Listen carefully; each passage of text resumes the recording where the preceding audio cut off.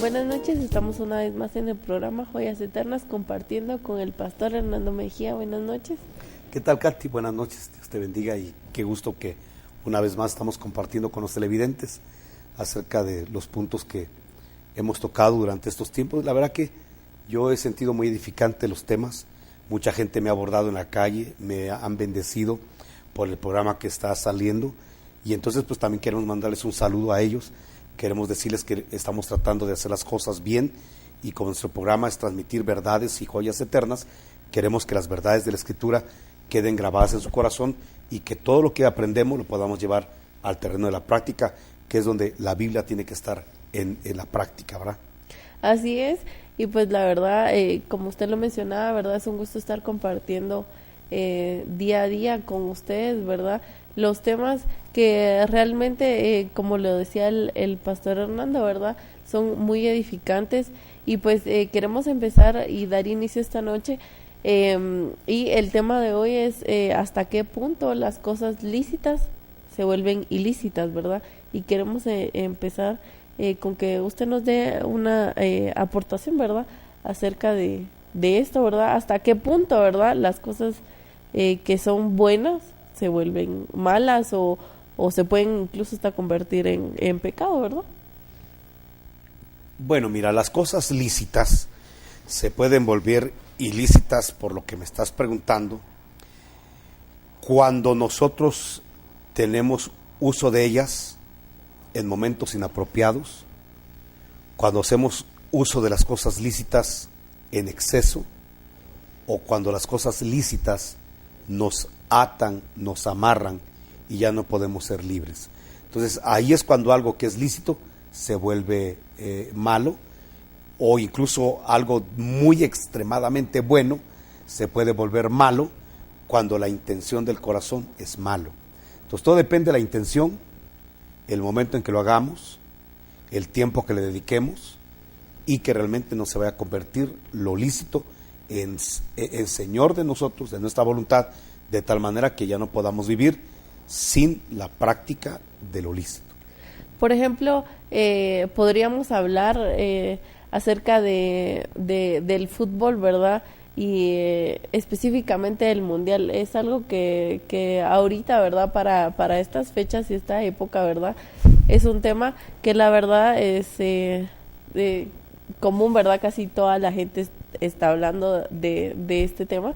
Y pues hasta qué punto, ¿verdad? Puede volverse ilícito, ¿verdad? O incorrecto, pues sentarse a ver un partido de fútbol, ¿verdad?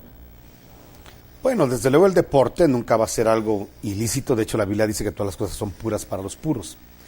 Cuando algo lícito como ver fútbol o un deporte se convierte en algo ilícito, primero cuando ya nos volvemos fanáticos o idólatras de un equipo, de una bandera, y cuando insultan al equipo, ya uno siente como que insultaron la propia esencia personal.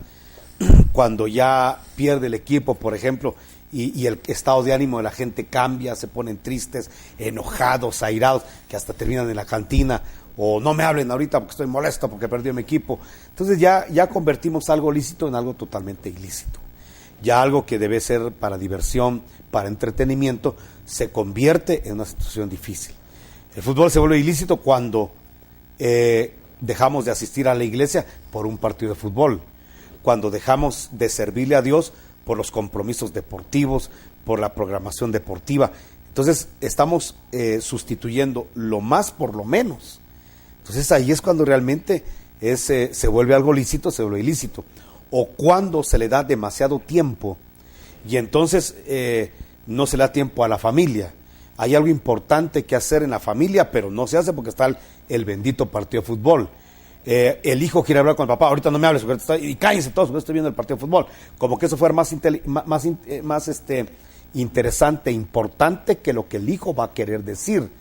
Entonces ahí es donde ya lo lícito se vuelve ilícito. Ahí es cuando ya algo que no es malo puede llegar a convertirse en algo que es malo. Incluso yo conocí a una persona que, como los resúmenes deportivos los domingos comienzan desde la mañana, Ya hay partidos de fútbol español, argentino, mexicano, guatemalteco, y se miraba a todos. Entonces él desayunaba en la cama, almorzaba en la cama, y todo el día domingo se lo dedicaba al fútbol. Es una situación totalmente idolátrica, es una situación desequilibrada, y obviamente eso llevó a consecuencias severas la relación de la familia. Todo debido a que algo lícito se convierte en algo totalmente ilícito. Entonces, la Biblia es clara, todas las cosas me son lícitas, pero no todo me edifica, no todo me conviene, y no me dejo amarrar de ninguna de ellas, ¿verdad? Por ejemplo, podemos hablar ahora las redes sociales, ¿verdad? Un ejemplo, que no necesariamente vaya a sustituir, ¿verdad? El tiempo de comunión o la ida a la iglesia, ¿verdad? O la ida al culto, sino que, no sé, ¿verdad? Dejo de dormir o dejo de estudiar. Puede ser un ejemplo, ¿verdad? Por estar metido en las redes sociales, haciendo completamente nada malo, ¿verdad? O sea, no viendo cosas malas o fuera de lugar, simplemente estar entretenido, ¿verdad? O sea, es lícito o ilícito hasta qué punto, ¿verdad? Bueno, tú lo estás diciendo con mucha propiedad. Realmente ese es otro desequilibrio. El desequilibrio que por volvernos adictos al celular, abandonamos la convivencia familiar, incluso la asistencia a la iglesia, los desvelos, que después al otro día ya no se rinde como se debe rendir. Son totales desequilibrios que son adicciones. O sea que no solamente se puede ser adicto al tabaco o al alcohol, se puede ser adicto a un aparato y dependiente de un aparato. Entonces hay que tener mucho cuidado con todo eso, porque lo lícito, repetimos, se puede volver ilícito. Pero yo te voy a tocar un tema que no tiene nada que ver con redes sociales, con entretenimiento o deporte, sino propiamente de las cosas de la iglesia. Hay cosas de la iglesia que pueden causar problemas, cosas lícitas y buenas que pueden realmente convertirse en cosas malas. Por ejemplo, el servicio. ¿Servirle a Dios será bueno o será malo? Es un llamado que tenemos todos los cristianos a servirle al Señor. Dios no tiene ninguna célula inútil dentro de su cuerpo.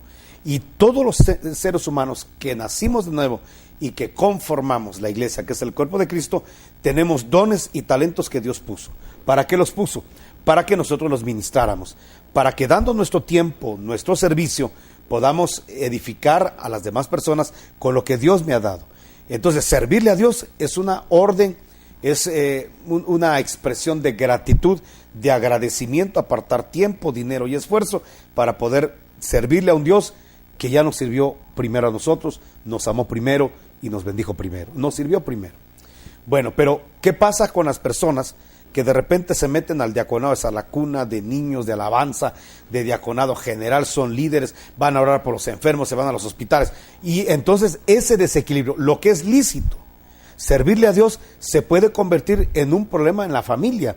¿Dónde está el joven? Solo metió en la iglesia. ¿Dónde está la mamá? Ya ni hace la comida porque está metida en la iglesia. Y ya solo les da unas sopitas instantáneas y oremos y santifiquémoslo y ahí nos vemos, que me voy al hospital a orar. Y ahí nos vemos porque me voy ahora con el grupo de damas. Y ahora, ese es un desequilibrio que de algo lícito se hace algo totalmente ilícito. ¿Es bueno servirle a Dios? Desde luego que sí, pero todo con los equilibrios necesarios. Por ejemplo, venía a mi mente, ¿verdad? Ejemplo, ¿verdad? Que se vive en muchas familias. Por ejemplo, los programas de televisión, ¿verdad? Que son edificantes y que al final no tienen nada pecaminoso, nada malo, ¿verdad? Entonces, hay gente que puede pensar, por ejemplo, pasan los programas en la tele, ¿verdad? Pasan el culto del domingo o los cultos entre semana, ¿verdad? Entonces, mejor no voy a la iglesia y me quedo viendo el culto. Al final voy a estar conectada desde mi televisión, pero en el sillón de mi casa, ¿verdad? Hasta qué punto se vuelve ilícito esta situación, ¿verdad? Mira, repetimos que las cosas lícitas pues realmente son todas, porque la Biblia dice que todas las cosas son lícitas. Y también estás poniendo un muy acertado ejemplo. Mira, el problema de la iglesia hoy en día y de muchos cristianos es de que desconocen la Biblia. y desconocen la Biblia y desconocen la doctrina porque no asisten a la iglesia. Y cuando asisten, solo asisten los domingos, donde los pastores regularmente, por los invitados que llegan, predicamos temas un poco más generales que específicos. Es muy extraño que un pastor día domingo, donde hay gente invitada, toque temas doctrinales profundos, alimento sólido, por la sencilla razón de que los invitados no van a entender mayor cosa, quizás hasta se vayan a confundir, y lo que no queremos es escandalizar. Entonces predicamos más devocionales los días domingos, pero tenemos cultos específicos de estudio donde tratamos de darle el alimento sólido a nuestras ovejas. Entonces mucha oveja se pierde este tipo de estudios y de cultos porque se acomoda en la televisión, como bien dices tú, en los programas de televisión, y dice, ya vi el programa de tal iglesia, de tal pastor, y que es muy bueno y que me edifica, ya para qué voy a mi iglesia. Y entonces lo lícito de ver programas de televisión como estos edificantes, llega un momento en el cual, a la hora de sustituir la vida congregacional, de sustituir el habitar juntos los hermanos en armonía, realmente lo lícito se vuelve ilícito. Y entonces, haciendo algo lícito, se convierte en algo que ya no es lícito, sino ilícito. Te voy a poner ejemplos, otros ejemplos por el estilo. ¿Será pecado orar? No. ¿Será mal orar? Pues depende. Vamos a esto. Orar es lícito y qué bueno es platicar con Dios, pero depende de la intención del corazón. Porque ya ves que los fariseos oraban en las calles, oraban en voz alta y en público, y Jesús los reprendió, porque Jesús no vio la oración, ni la cara de la expresión de santidad que ponían cada vez que oraban, sino que Jesús lo que vio en ellos fue el corazón, y vio que esta gente andaba orando en voz alta solo porque lo que querían era llamar la atención de la gente, y que la gente dijera, wow, esa gente sí ora, ese sí es espiritual, ese hombre sí ha de estar en una comunión con Dios tan grande. Y lo que realmente estaba teniendo el hombre era un show nada más. Lo que quería era ese aplauso del hombre que mucha gente hoy lamentablemente está buscando en púlpitos y en otros lugares. Entonces, cuando Jesús vio la intención, lo lícito de orar, lo bueno que es orar, se vuelve ilícito, se vuelve malo. Ahí orar se volvió malo, y el Señor les dijo que eran unos hipócritas por orar de esa manera y creer que multiplicando la palabrería ellos iban a ser escuchados. Entonces de ahí la oración, lo que es lícito obviamente orar, se convierte en un problema serio, hasta de reprensión, hasta de que Jesús les llamara hipócritas, pero fue por la intención del corazón. Lo mismo sucedió con el ayuno. ¿Por qué oran ustedes? ¿O por qué ayunan ustedes? Pues la verdad que ayunan para ser visto de los hombres. Hasta se dejaban las grandes ojeras y ponían cara de debilidad para que la gente les preguntara, ¿y por qué se mira usted algo débil? ¿Está enfermito? No, es que llevo tantos días de ayuno. Esa gente que promociona esa situación, aunque está haciendo algo lícito, realmente es reprendido por el Señor. Esos sacrificios no son aceptables delante del Señor, porque la intención, que es la que juzga el Señor, la intención es mala, la intención es ser visto de los hombres, y todo lo que nosotros hagamos lícito, pero que el objetivo de nuestra intención sea el aplauso del hombre, ser visto de los hombres, realmente ahí hemos fracasado delante de Dios, aunque quizá delante de los hombres no, porque a veces a los hombres es más sencillo engañar, pero al que nunca vamos a engañar es a Dios, que conoce las intenciones de nuestro corazón.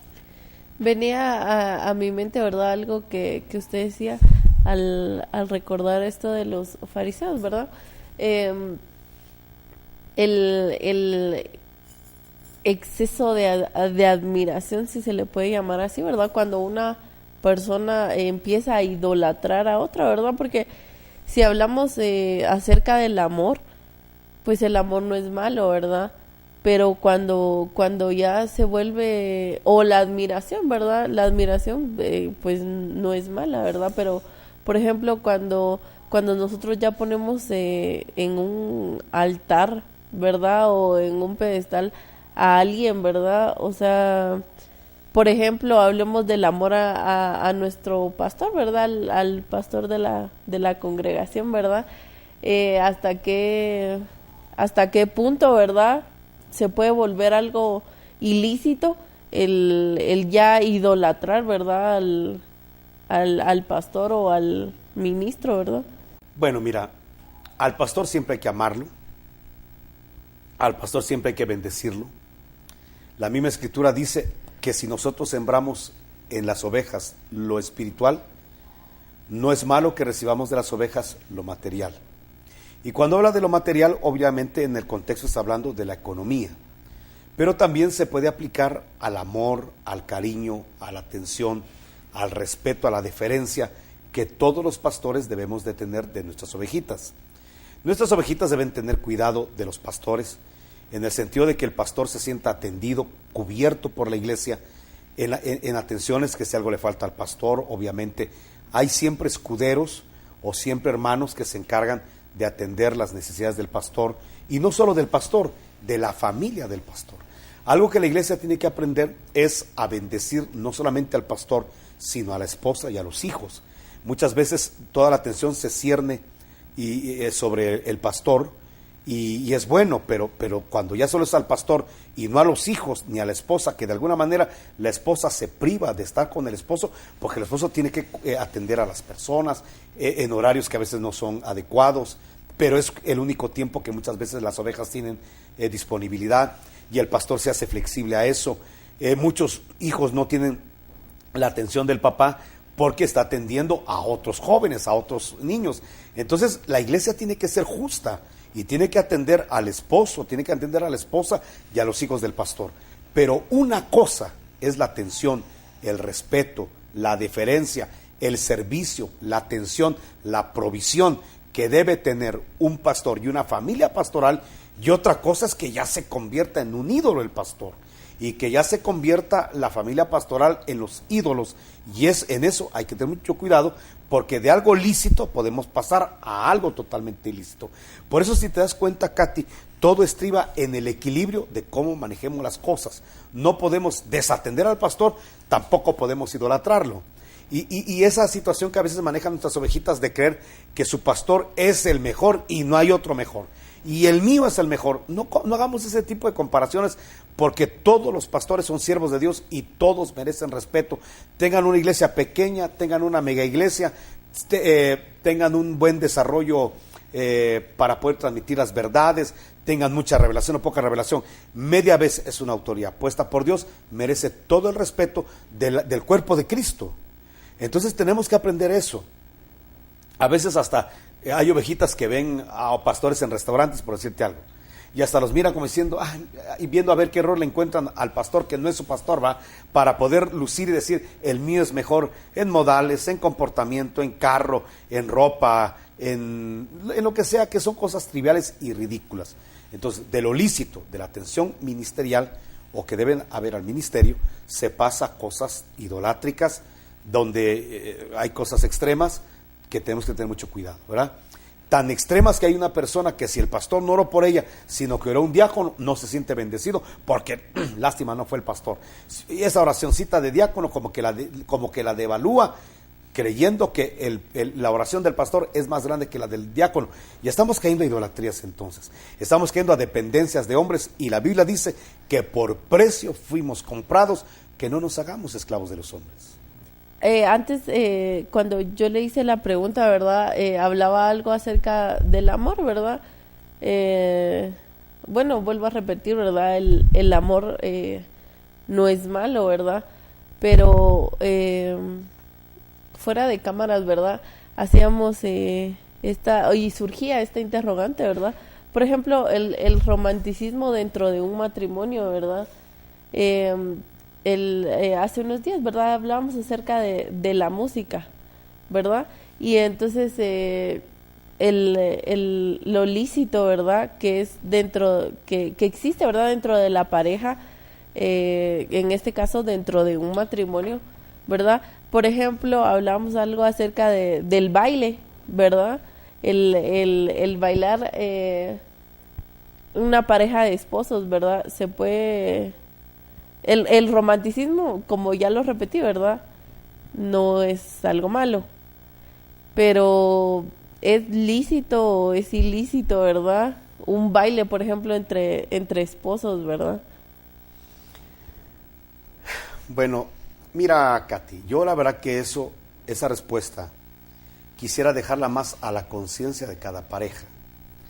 Cada pareja va en su comunión que tenga con el Señor y en su relación que tenga con el Señor, van a ir aprobando o desaprobando cosas que sean lícitas para ellos o ilícitas para ellos. Todos venimos de diferentes culturas, de diferentes formaciones. Por ejemplo, hay gente que el baile le sirvió como una fuente de pecado y un medio de pecado. Entonces, cuando viene al Evangelio, obviamente lo deja y lo repele por la sencilla razón de que fue una fuente de pecado y de perversión para su vida.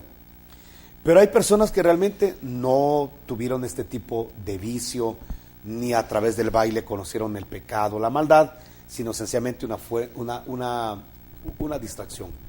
Yo por eso quisiera apelar en esta respuesta a que la gente le consulte al Espíritu Santo si es lícito que lo puedan hacer o no las parejas. No quisiera yo dar una respuesta, aunque te digo que la Biblia, como hemos dicho en otros programas, la podemos interpretar de una manera plana y una manera cúbica. Entonces, en la parte cúbica, cuando hablamos de la parábola del hijo pródigo, encontramos que el hijo pródigo representa o puede representar en lo cúbico a los cristianos que se van de la casa del Padre, pero que después en la grande misericordia regresan y entonces son asistidos por Dios. Y que cuando regresan, ese cordero que le dieron representa a Cristo Jesús. La vestidura nueva que se le da representa la cobertura. El anillo nuevo representa autoridad. Todo eso yo lo sé, porque lo interpreto de una manera cúbica. Pero la Biblia no solo se interpreta de una manera cúbica, también es plana. Y en lo plano la historia es de un hijo rebelde que se fue y que regresa a la casa. Pero que cuando regresa, dice que el papá dijo, hagamos una fiesta, traigan bueno, iba a decir la marimba, ¿verdad? Porque estamos en Guatemala, pero traigan la orquesta y que haya música aquí. Ahora, ¿qué música era? Hablemos claros. ¿Era música sacra? ¿Era música congregacional? ¿Era música de adoración? No, que la Escritura dice que cuando el hermano del pródigo regresó a la casa, oyó la música y dice que oyó las danzas, o sea, los bailes. Y esa no era una danza a Jehová, o sea, leamos la Biblia. Y esa era hicieron una fiesta social en gratitud de que el hijo había regresado a la casa. Eso es lo plano de la Biblia, de donde yo puedo darme a entender que entonces una danza social, un baile social, para Dios no puede ser desagradable. Quizá para una mente religiosa sí, tal vez para un cristiano sí, pero para la Biblia, en la parábola del hijo pródigo, pues esas danzas no eran danzas a Jehová, no fueron danzas en el templo, fueron danzas sociales en la casa. Y que el hijo fue invitado a entrar a la danza social. Por eso él dijo, yo no entro a la danza social. ¿Qué quiere decir ahí? Y el padre le rogaba, entra, hombre, entra. ¿Y a qué entraría el joven, el otro joven? ¿A sentarse? ¿A no gracias, no bailo? No gracias. No, yo pienso, si somos sensatos, que hay cosas que en la Biblia están muy claras. Lo que pasa es que hay gente que de alguna manera vio algo ilícito, lo predicó, lo enseñó, y quizás no vio esos puntos bíblicos. Yo en el punto bíblico podría decir que una pareja de esposos, como me estás preguntando, pues tiene todo lo lícito para poder hacerlo. Es lo que yo pienso. Pues para concluir, ¿verdad? Estuvimos mencionando, ¿verdad? En los programas anteriores y acerca del Espíritu Santo, ¿verdad? Y usted corríjame si no es así. Que nosotros tenemos un Espíritu Santo, ¿verdad? Y creo que es el que nos tiene que marcar lo lícito y lo ilícito, ¿verdad? Claro. Y la palabra de Dios, desde luego. Cuando no tenemos nosotros una base bíblica para negar o afirmar algo, tenemos que ir al Espíritu Santo y preguntarle, ¿te es lícito, te es ilícito? Yo tengo algunas inferencias, como la que acabo de mencionar, donde te puedo decir, pues yo no veo nada de malo en eso. Pero, si para alguien eso es malo, pues solamente absténgase y punto, ¿verdad? Ahora, ¿dónde sería ilícito? Donde ya, pienso yo en mi punto de vista, ya se haga una reunión donde ya haya paganismo, donde ya haya cosas que son marcadamente en la Biblia, cosas ilícitas. Creo que sí, y pues con esto concluimos y cerramos el tema, ¿verdad? La verdad es un gusto estar compartiendo con usted. Y pues gracias por sintonizarnos una vez más y los esperamos el día de mañana en el programa Jueves.